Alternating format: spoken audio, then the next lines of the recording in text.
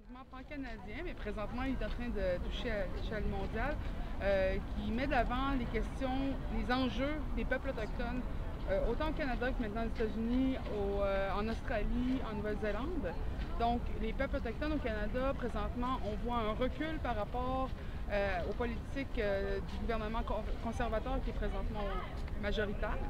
Et aujourd'hui, avec tout ce qui s'est passé, mais surtout avec l'acceptation de la loi C-38 et C-45, qui sont les lois omnibus, ou mieux connues sous cheval de Troie aussi, ce sont des lois qui changent la loi sur les Indiens, mais sans aucune consultation des peuples autochtones qui sont affectés par ces lois-là.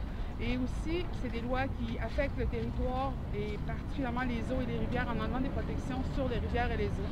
Présentement, on comprend que c'est des lois qui vont être passées une après l'autre pour pouvoir permettre je dirais, faciliter la job des grandes compagnies gazéifières, pour pouvoir passer un pipeline d'un océan à l'autre, eh bien, était affecté par le racisme des policiers qui étaient de la GRC.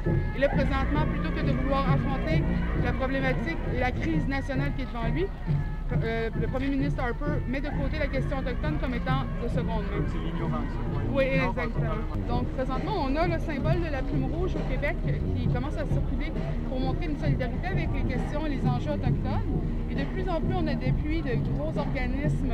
On a Amnesty International, la FTQ, la FFQ, la PNQL, tous ces organismes qui sont quand même assez importants au Québec et qui défendent les droits, dans le fond, du citoyen.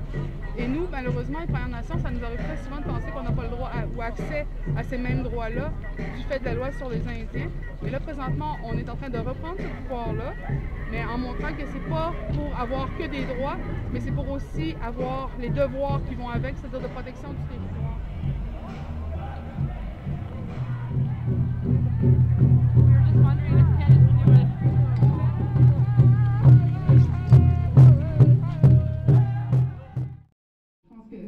C'est la population et la population ne peut pas être insensible à la réaction du gouvernement Harper par rapport à l'étude qui est sortie de Human Rights Watch, comme quoi les femmes de l'Ouest, celles qui ont été victimes du Highway of Tears, l'autoroute des larmes, ont souvent été victimes de violences de la police, que ce soit des arrestations brutales, des viols, des menaces de mort de la police elle-même. Et les commentaires qui ont été lancés par M. Harper, ça a été, eh bien, si vous avez des informations, donnez-les à la police, c'est eux autres qui vont gérer. Excusez-moi, M. Harper, là, mais il y a une crise humaine présentement dans votre territoire, au Canada. Et si c'est comme ça que vous réagissez par rapport à ces crises humaines-là, je pense que votre place n'est pas du tout au pouvoir. Donc, merci ce soir d'être venu marcher. Que vous soyez autochtone ou non autochtone, je pense qu'on marche tous ensemble pour les droits qui sont la base de l'humanité, c'est-à-dire le droit de parler, le droit de se réunir et aussi le droit de boire de l'eau. Aussi simple que ça.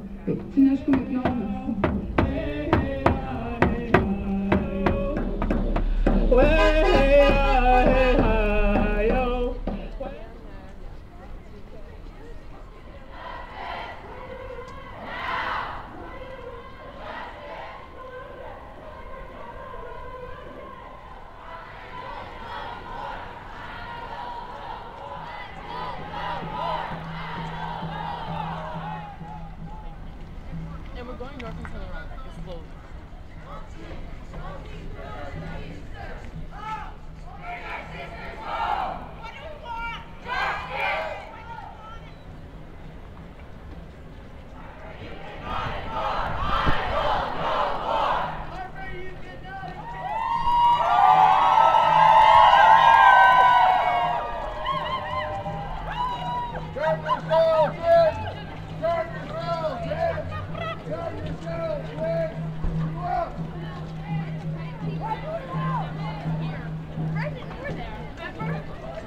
For some reason, all these spontaneous demos all.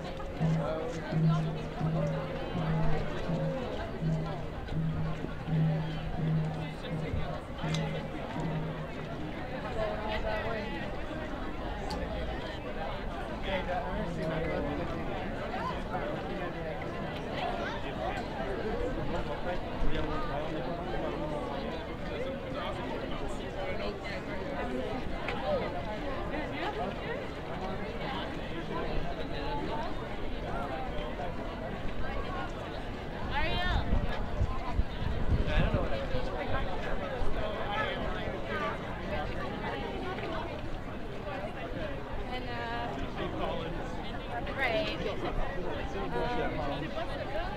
Il y en a des fois.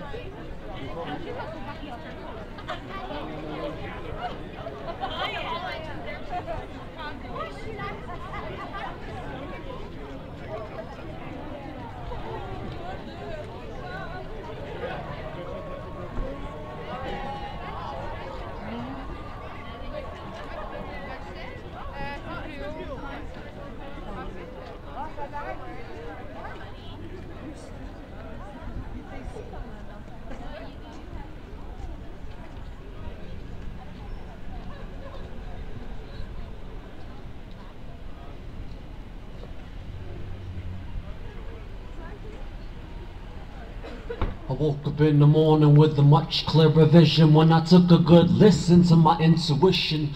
I just cancelled out the rest of the noise and distractions. Learn how to move from a setback. Passion, one of the main things getting me past them from the get-go. Now that's the type of knowledge that you can't really let go to waste.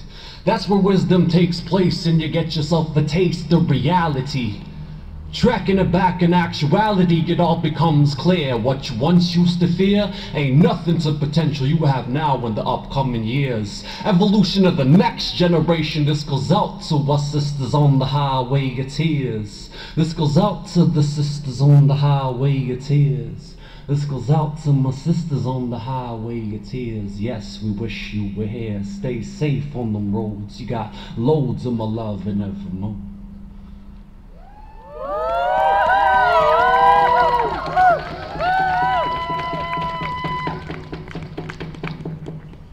What's left to ponder when they can't breathe in the air or they can't drink the water? On the surface, these are issues that are not being brought up. Guess Prime Minister Harper just can't seem to be bothered with the plan for the North. While the dogs are being slaughtered by the hundred for a profit. Once they flood up all the markets, watch them into your wallets, maxing out credit cards to get the next pair of Nike from Foot Locker. No shocker to the average citizen, not judging if you're listening, but look at the conditions that we're living in. With the cuts to education for the youngest, fastest growing population, out the mental reservations, everything contaminated. I know they hate it when we shout, but in times of tribulation, seeking reconciliation for the whole entire nation. Idle no more.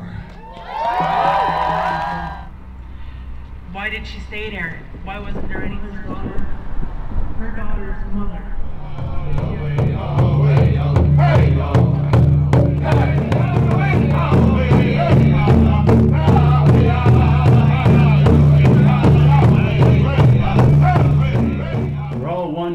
Different nations, but we all came together.